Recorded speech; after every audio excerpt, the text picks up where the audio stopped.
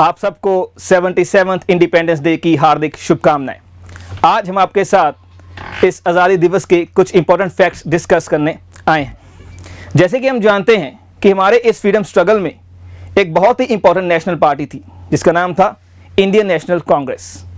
और Indian national Congress ने अपना पहला इंडिपेंडेंस डे डिसाइड किया था कि वो 26 जनवरी 1930 को मनाएंगे। आखिर क्यों? उसके पीछे की एक छोटी सी स्टोरी है। हम सबको पता है कि साइमन कमीशन 1927 में इंडिया में आता है। वो बेसिकली हमारे कॉन्स्टिट्यूशनल एडवांसमेंट के लिए यहाँ पे आता है, लेकिन हमें पता है कि उस कमीशन में कोई भी इंडियन मेंबर नहीं होता है, तो हम उसका पूरी तरह से विद्रोह करते हैं। तो उस समय secretary of state for India Lord Birkenhead हमें चैलेंज कर देते हैं कि ऐसा करो इंडियंस, आप कुछ अपने लिए एडवांसमेंट कीजिए कॉन्स्टिट्यूशनली। तो हम उस चैलेंज को एक्सेप्ट करते हैं और एक ऑल पार्टी कॉन्फ्रेंस बुलाई जाती है 1928 फेब में, और उसके द्वारा एक नेहरू रिपोर्ट तैयार की जाती है। उस नेहरू रिपोर्ट में हम सेल्फ गवर्नमेंट की डिमांड करते हैं, लेकिन पूरी आज़ादी नहीं, डोमिनियन स्टेटस के साथ। अंततः हम देखते हैं उसके बाद कि ब्रिटिश गवर्नमेंट को 1 साल दिया जाता है उस चीज़ को इंप्लीमेंट करने के लिए। लेकिन जब गवर्नमेंट हमारी बात को नहीं सुनती है तो हम फाइनली ये बात करते हैं कि अब हमें डोमिनियन स्टेटस नहीं, हमें अब पूर्ण आज़ादी ही चाहिए। तो इसीलिए लाहौर का सेशन 1929, उस सेशन में जिसको हेड करते हैं जवाहरलाल नेहरू, उस सेशन में हम ये डिसाइड कर लेते हैं कि अब हमें डोमिनियन स्टेटस नहीं, हमें चाहिए पूर्ण स्वराज। और उसी सेशन में हम ये भी डिसाइड कर लेते हैं कि हर साल 26 जनवरी 1930 से हम अपना स्वराज डे या इंडिपेंडेंस डे मनाना शुरू करेंगे।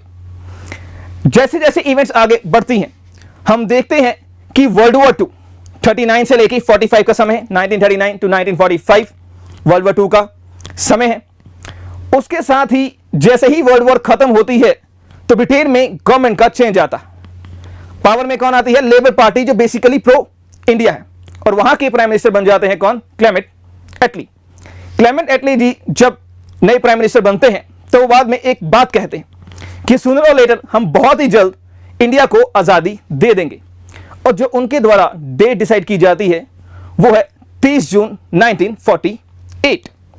लेकिन इंडिया में उस वक्त चलती जो एक्टिविटीज़ हैं, उन एक्टिविटीज़ को ध्यान में रखते हुए, जैसे कम्युनल वायलेंस का बहुत खतरा दिख रहा है उनको। और एक बात और है, उस समय में माउंटबेटन जो कि हमारे यहाँ के वाइसरॉय थे, उनको क्लेमेंट एटली इंडिया में भेजते हैं और कहते हैं कि जितनी जल्दी हो सके ये जो ट्रांसफर है फ्रीडम का, इंडिया को कर देना चाहिए। जब माउंटबेटन यहां पे आते हैं तो वो सब सिस्टम को ध्यान से बैठ के देखते हैं और एक प्लान तैयार करते हैं जिसे कहते हैं माउंटबेटन प्लान या 3 जून प्लान। इसी 3 जून प्लान के अंदर हमारी आज़ादी की बात की जाती है। और आज़ादी एक देश को नहीं, 2 देशों को, बेसिकली कहने का मतलब कि बंटवारा होगा। इंडिया और पाकिस्तान में डिवाइड किया जाएगा। और इसी 3 जून प्लान में यह भी डिसाइड किया जाता है कि आज़ादी 30 जून 1948 को नहीं, 15 अगस्त सन 1947 को ही दे दी जाएगी। मैंने बोला कि बहुत जल्दी होती है ब्रिटिशर्स को यहां से जाने की। क्यों? क्योंकि पहली बात तो ये कि बहुत ही मुश्किल से इस बात पे राजी होते हैं कि डोमिनियन स्टेटस की बात की गई। पहले इनिशियली इंडियंस मान जाते हैं कि अब 2 डोमिनियन बना दीजिए, बट फटाफट क्या कर दीजिए, ट्रांसफर कर दीजिए हमें फ्रीडम। और दूसरी, कम्युनल वायलेंस में इन्वॉल्व नहीं होना चाहते थे ब्रिटिशर्स, तो जल्दी में 18 जुलाई 1947 को इस चीज को अप्रूवल भी मिल जाता है। बट अब सोचने वाली बात यह है कि 18 जुलाई 1947 को यदि इसे अप्रूवल मिल चुका है तो फिर इतने दिन वेट क्यों किया गया, या 15 अगस्त की डेट क्यों डिसाइड की गई? उस 15 अगस्त डेट को डिसाइड करने के पीछे एक कारण था, और उसका कारण कौन थे? माउंटबेटन जो कि वर्ल्ड वॉर 2 में बहुत ही महत्वपूर्ण रोल प्ले करते हैं। साउथ ईस्ट एशिया की जो भी आर्मीज थी उसके कमांडर इन चीफ कौन थे? माउंटबेटन थे। और माउंटबेटन ने उस चीज को, उस वर्ल्ड वॉर 2 में एक डेट को इंपॉर्टेंट माना है। वो क्या थी? 15 अगस्त सन 1945। ऐसा क्या हुआ था 15 अगस्त सन 1945 को? जापान ने फाइनली घुटने टेक दिए थे इस दिन को। तो उस दिन की ग्लोरी में ही 15 अगस्त 1947 डिसाइड किया गया था कि यही दिन होगा आज़ादी का इंडिया के लिए। तो यहां से हमें पहली बात पता चलती है कि वाई इट इज 15 ऑफ अगस्त 1947। और दूसरी बात अगर हम करें फैक्ट्स की, तो चलिए आपके साथ कुछ और बातें भी डिस्कस करते हैं इसी के साथ। जैसे कि मैंने पहले कहा, इंडिपेंडेंस एक्ट की बात की, जुलाई 1847 माउंटबेटन जी का ये सब प्लान था। और 15 अगस्त क्यों, ये मैंने आपसे ऑलरेडी डिस्कस कर लिया है। बिकॉज जापान ने उस दिन क्या किया था, सरेंडर किया था वर्ल्ड वॉर 2 में। तो इसी चीज को कमेमोरेट करने के लिए ये डेट डिसाइड की गई। अब हम आगे चलते हैं इससे। The next thing is national flag. अब आजादी के वक्त जो नेशनल फ्लैग था हमारा, ये नेशनल फ्लैग किसके द्वारा है? ये नेशनल फ्लैग तैयार किया गया था पिंगाली वेंकैया के द्वारा। ये नेशनल फ्लैग तैयार किया गया। अब एक बात याद रखिए, जो नेशनल फ्लैग उन्होंने तैयार किया था उसमें सेंटर में चरखा था। Yes sir no? तो इस चीज को देखिएगा, उसमें सेंटर में क्या है, चरखा है। लेकिन हमारे नेशनल फ्लैग में क्या है, it is the emblem 24 spokes. तो ये जो चीज चेंज की गई थी ये कॉन्स्टिट्यूएंट असेंबली ने की है। कब की है? 22 जुलाई 1947 की ये बात है। कॉन्स्टिट्यूएंट असेंबली में एक एडहॉक कमेटी बनती है for national flag under doctor Rajendra Prasad. तो फाइनली कहने का मतलब जो हमारे देश का नेशनल फ्लैग है वो अडॉप्ट किया जाता है 22 जुलाई सन 1947 को। और उसके बाद बात करते हैं देश का नेशनल एंथम की बात करेंगे हम। अगर हम देश के नेशनल एंथम की बात करते हैं तो हम सबको पता है कि जो हमारे देश का नेशनल एंथम है वो तैयार किया गया है रविंद्रनाथ टैगोर जी के द्वारा। 1911 की बात है। इसे पहली बार गाया गया था कब? कांग्रेस के एक सेशन में। ओरिजिनली ये बंगाली में था, जिसे कहते थे भारतो भाग्य बिताता। लेकिन फाइनली कॉन्स्टिट्यूएंट असेंबली ने इसे भी 24 जनवरी 1950, जी हां आजादी के वक्त नहीं, 24 जनवरी 1950 को इसे फाइनली अडॉप्ट किया है इसके हिंदी वर्जन में। और यह बना हमारा नेशनल एंथम जन गण मन। ठीक है जी। Another important thing is our national song. जब नेशनल सॉन्ग की बात करते हैं तो नाम किनका आता है? बंकिम चंद्र चटर्जी का। उनके द्वारा तैयार किया गया हमारा नेशनल सॉन्ग। और ये नेशनल सॉन्ग पार्ट बनता है उनके द्वारा एक बहुत ही फेमस नॉवल जिसे कहते हैं आनंद मठ, जो तैयार की गई थी अराउंड 1880s में। Yes sir no? और ये पहली बार कब गाया गया था? ये भी गाया गया था रविंद्रनाथ टैगोर जी के द्वारा अराउंड 1896, वो भी कांग्रेस के सेशन में। इसे भी हमारी कॉन्स्टिट्यूएंट असेंबली 24 जनवरी 1950 को ही अडॉप्ट करती है।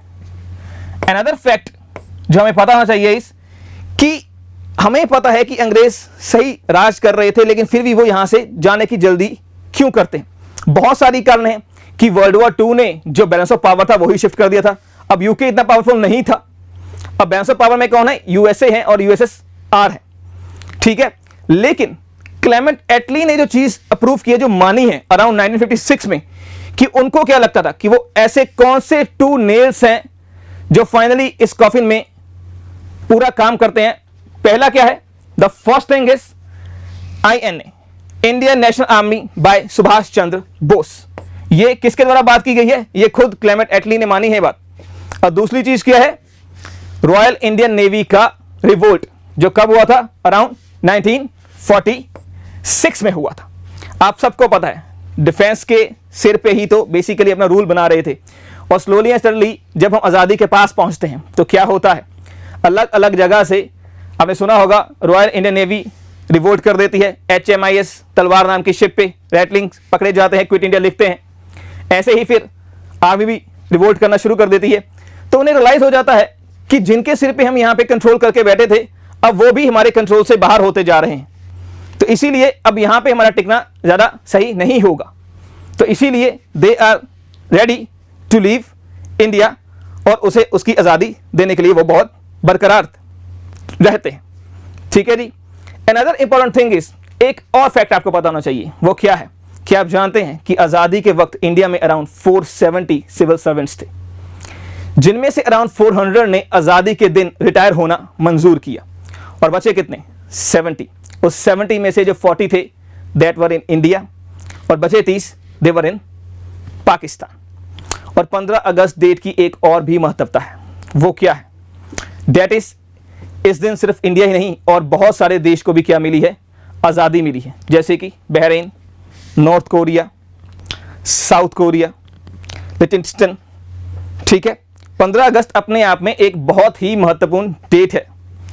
Along with India there were many other countries जिनको क्या मिली है? इस दिन आज़ादी मिली। Last but not the least, क्या आप जानते हैं जो हमारा नेशनल फ्लैग है वो 15 अगस्त के दिन, अगर मैं बोलूं कि अनफॉल किया गया है ना, लेकिन कुछ जगह ऐसी थी जहां पे 18 अगस्त को किया गया। क्यों? क्योंकि आप सबको पता है कि देश का बंटवारा हो रहा था, यस और नो, है ना, डिवीजन हो रही है। तो कुछ डिस्ट्रिक्ट ऐसी थी बंगाल साइड, जैसे कि नाडिया, मालडा और मुर्शिदाबाद, वहां पे उनकी सेटलमेंट को लेके कोई प्रॉब्लम आ जाती है, तो उस सेटलमेंट में जो प्रॉब्लम्स आती हैं उनको सही किया जाता है दोबारा अराउंड 18 अगस्त को जाके। बंटवारा कर रहे थे ना, आपको बंटवारा कहां हो रहा था? बेसिकली पंजाब और बंगाल रीजन ही था जो बेसिकली डिवाइड किया जा रहा था। तो बंगाल साइड मैंने क्या कहा? नाडिया, मालडा एंड मुर्शिदाबाद, उनकी सेटलमेंट को लेके कोई प्रॉब्लम आ गया था, और उसी सेटलमेंट को करते करते 18 अगस्त को वहां पे फ्लैग उस दिन होस्ट किया गया था। तो इसलिए भी इसको कई बार कहा जाता है नेशनल इंक्लूजन डे। यस और नो? आई थिंक आप सबको ये फैक्ट अच्छे लगे होंगे। तो एक बार फिर से आप सबको 77th इंडिपेंडेंस डे की हार्दिक शुभकामनाएं। जय हिंद, जय भारत।